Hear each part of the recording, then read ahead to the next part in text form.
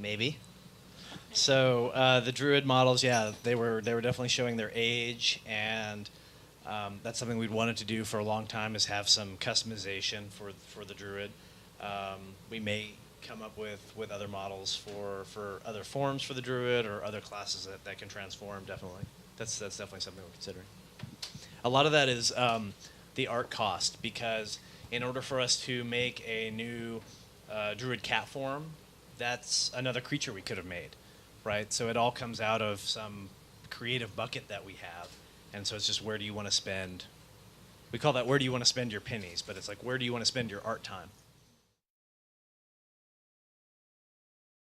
That's interesting. The response that I know of have all been universally positive. People are really excited about it, and of course, a bitter twist of irony.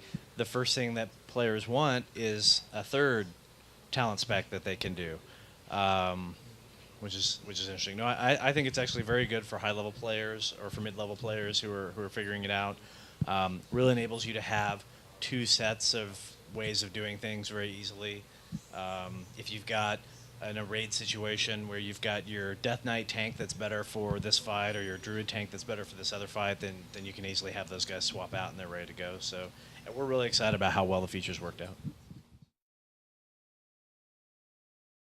Yeah, so Isle of Conquest is another battleground. It is a traditional battleground in that it is instanced, and so it uses the honor mechanic and the gear that comes from the honor rewards.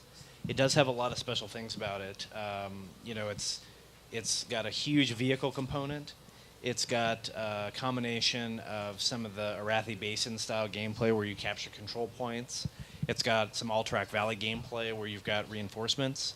One of the neatest things for me, I think, is the option that you can actually capture a gunship. That's the gunships that are in Ice Crowns. You can capture either the Horde gunship or the Alliance gunship, and you can actually use gun turrets that are on that gunship and shoot people who are on the ground. And then you can also parachute from the gunship actually into the enemy base. So it should be really exciting. That's a really good question. So underwater cities are definitely something that we've talked about wanting to do. We've talked about wanting to do, a lot of underwater stuff. One of the challenges we think we have in the game right now is we don't really think that our 3D combat or 3D targeting is really great. You click on the guy, you can't really tell that he's targeted if he's off the ground.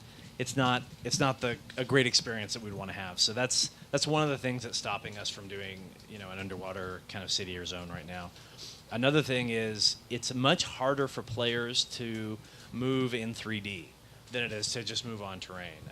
A lot of our player base is very casual, and they can really understand, hey, walk over the hill and talk to that guy that you need to talk to, and they get really confused whenever we have add flying mounts into the game, and so there's a learning gap as well. So those are kind of the two challenges we have, but we would definitely love to do it. We could do a lot of neat things from an art perspective for underwater cities and areas.